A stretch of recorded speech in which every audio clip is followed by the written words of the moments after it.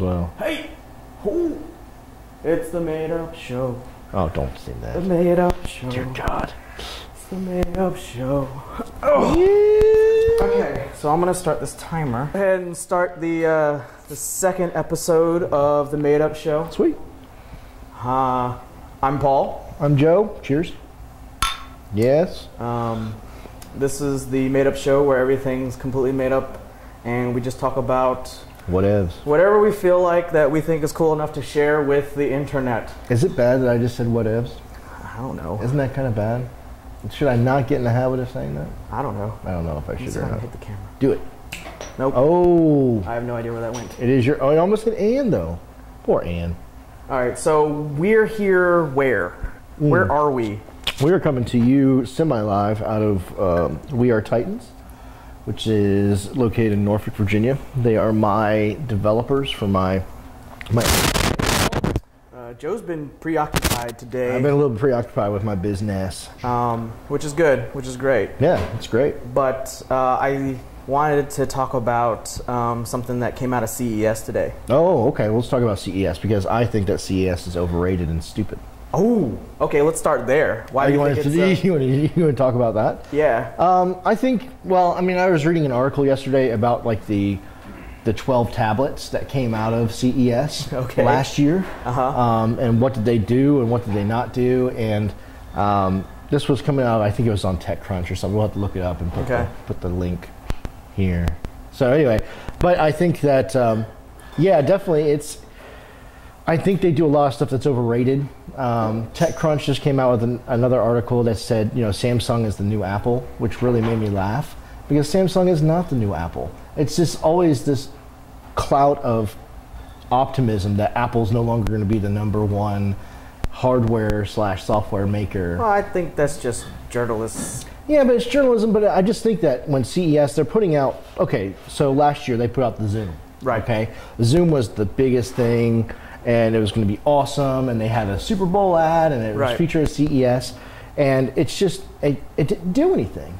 It was terribly priced. It was a stupid tablet. There really wasn't too much to it, and still the iPad is still #1 because it's still the playbook, the RIM playbook. Oh, dead. Okay, well, RIM is dead. RIM is circling the drain. Yet they just came out today. They just came out with the playbook 2.0, and they're talking about how great it is, but it's not great because it's no. I mean, again. Why are they coming together and doing all of these things? Well, CES traditionally has just been a great trade show where we get to see the new toys, right? Yeah, but when the toys suck, then what fun is it? You know, but it's new TV, new TVs coming out today, new TVs and stuff like that. Great, CES is great for that. But I'm turning my phone off here. Sorry, guys. But when it comes to all this new tech out there, I think they're just trying too hard now. And I think it's becoming, I think it's just they're just doing it for doing its sake. Do you think the company should have their own launch events, kind of like Apple does when they launch a new iPhone? It's their own thing. Yeah, I mean, even Microsoft is doing that now. Oh, so speaking of Microsoft, I was really excited that they announced the Kinect for PC. Yes, right. You were telling me about that. Tell me about this. I think it's hilarious how Microsoft has constantly changed and evolved. They've made an evolution. And, what's your Twitter for this? Oh, good God, man. Stepping in the frame. Here, come here. Everybody look, this is Zach Miller. We're not going to give him a microphone because... What's your Twitter? Check a picture for you guys. Oh, just put on Vintage Joe Hill. That's mine. Yeah, just tag him. Are we going to keep this in or are we going to cut it? No, I'm going to keep it in, but I'm going to put a lovely graphic over Zach's face. It's going to be sweet. Like a unicorn? You should do a unicorn head. That would be sweet. I might do a unicorn head. Who knows? Cool. But thanks, Zach. Thanks, Z.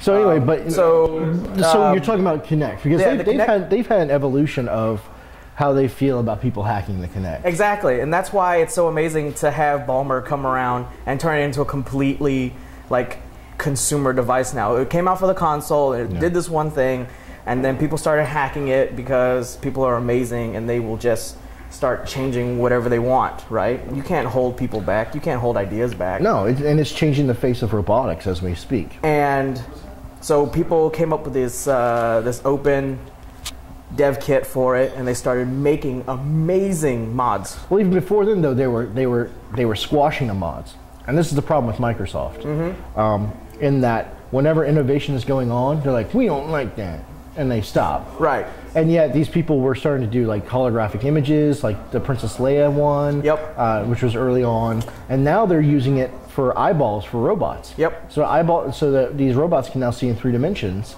and they're able to navigate so much better than they used to, which is really, and that's when the developer kit came out, especially for robotics and stuff. And I think that Microsoft's corporate image and their corporate, I don't know, this is their corporate attitude to innovation, is completely 180 degrees wrong. Completely wrong. Yeah, but what I love about Microsoft is they have enough money and time Not much to do more. whatever they want. Ballmer is driving that place into the freaking ground, dude. Dude, Microsoft will be around forever. I really think that they will just be around forever. I know they're going to be around forever, but it's not going to be the same condition.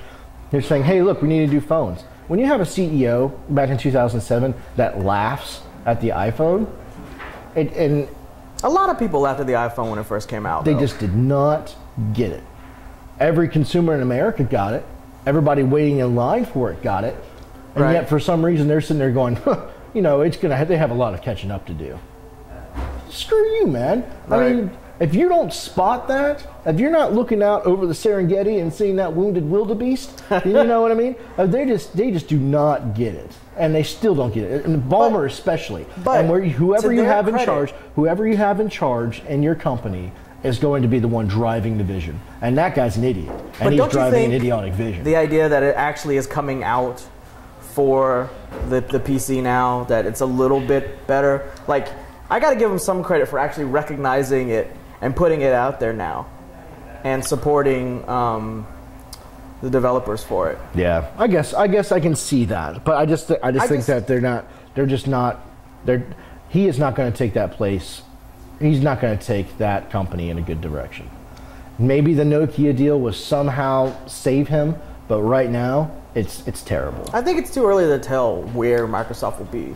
Well, they're trying. They're flailing, dude. They're trying everything they can to remain, and the Xbox seems to be the only place they seem to be remaining. I still think that Microsoft and Apple are going to continue battling out to the end of time.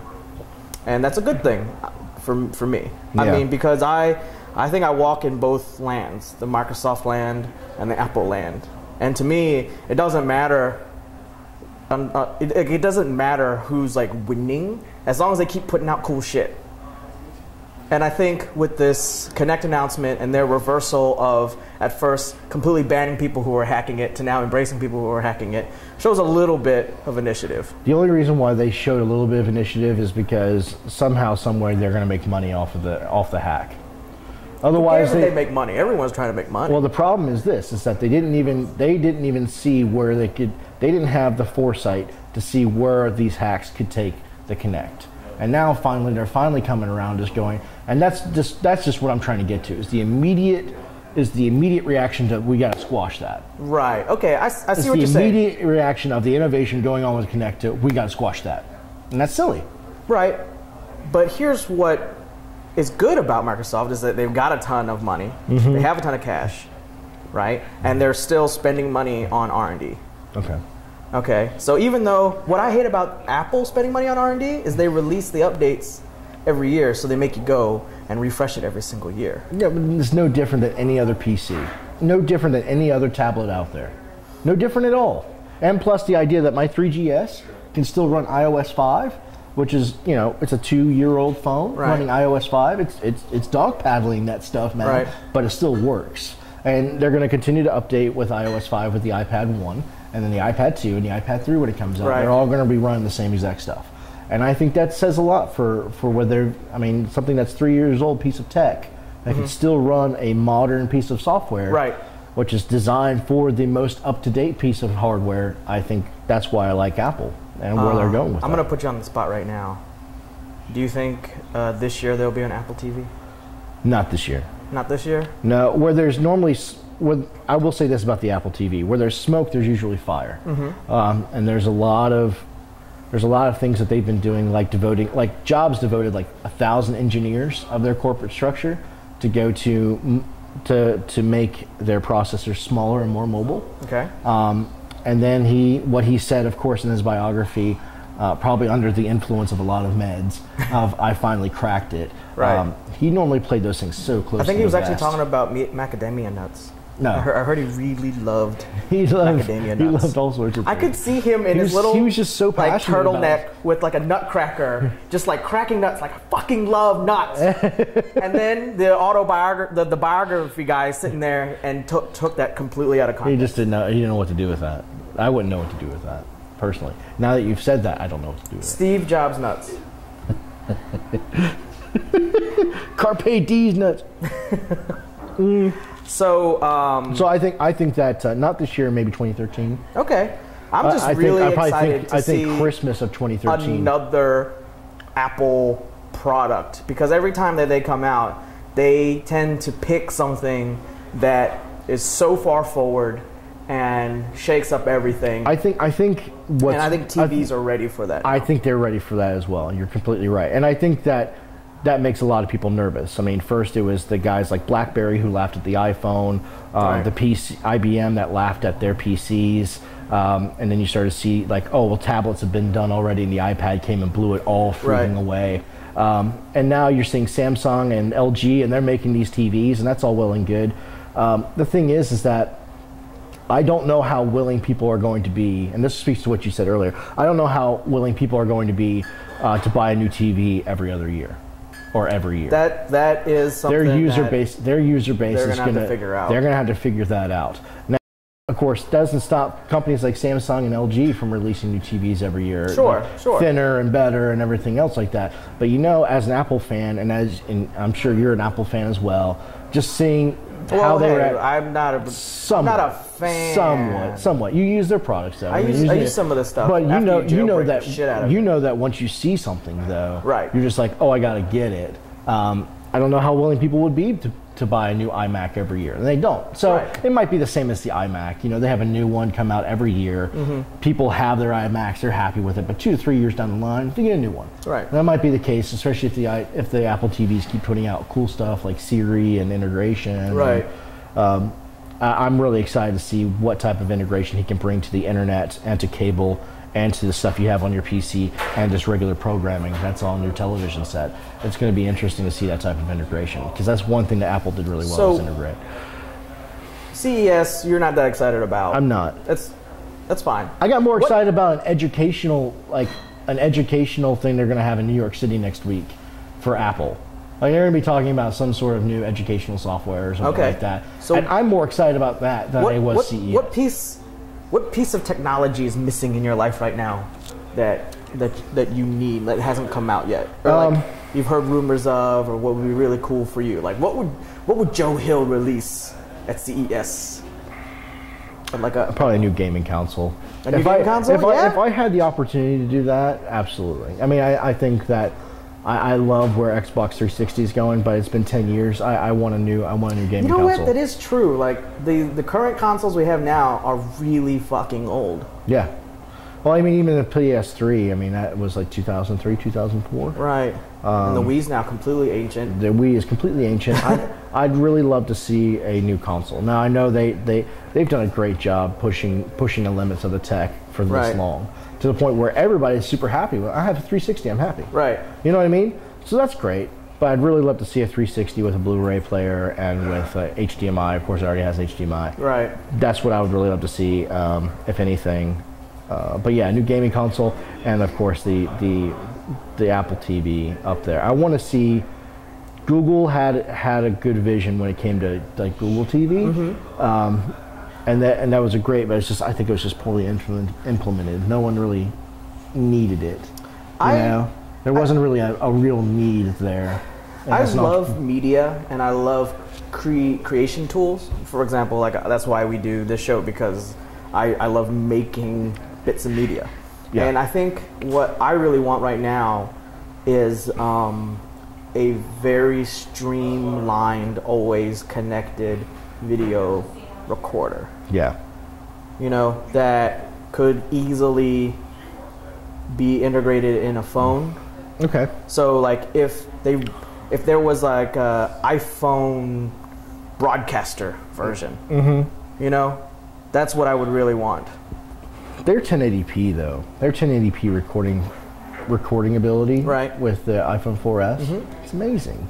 I mean, you see the side-by-side comparisons to some of the Canon cameras that are out there. But like, I want more like broadcasting capability built into it, where I could hook up my mics easily. I hear you. Where I could add lower thirds easily. Where I think that's I think that's on the forefront. I think especially with new media coming out and blowing up for the last 3 or 4 years. Maybe that's an app I need to make. That might be a new app. That would be like really a broadcasting app. That's a great idea. It really is. Hey, who knows?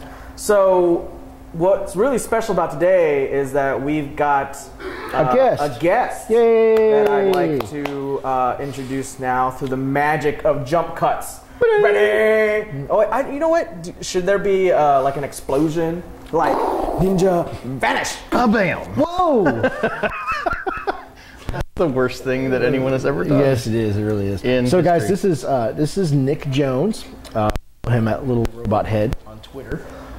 Nick is actually the lead designer for AirTalk, I think. Right? My app. Is that a fair? That would be a fair thing to say. Yes. Nick is a gentleman about town, a really nice guy, and he decided to come on to the podcast here, and we can just talk about whatever as usual. Yes. Really, just you and I had a good discussion the other day about just podcasting in general, but also about Kevin Smith. Which him being in the podcasting world, I thought was really interesting. But you and I were talking about how you think that his movies have fallen off, and I just wanted to know what you thought. Well, I don't know if I ever was like a big fan. You know. Well, we were talking about the Superman story. Yeah. And everybody should go and look at the Superman story. Everyone should look at the Superman story because it's pretty epic. But no, I mean, my thing about him, and I don't know how current a topic this is because he hasn't had a movie out. Well, Red State was maybe a year ago. I mean, it's all on DVD and stuff. So. But I mean, I wanted to like the guy because, like I said the other day, he's a smart dude. Yeah, absolutely.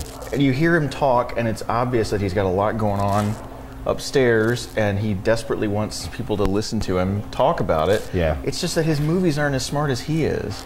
That's sad to me.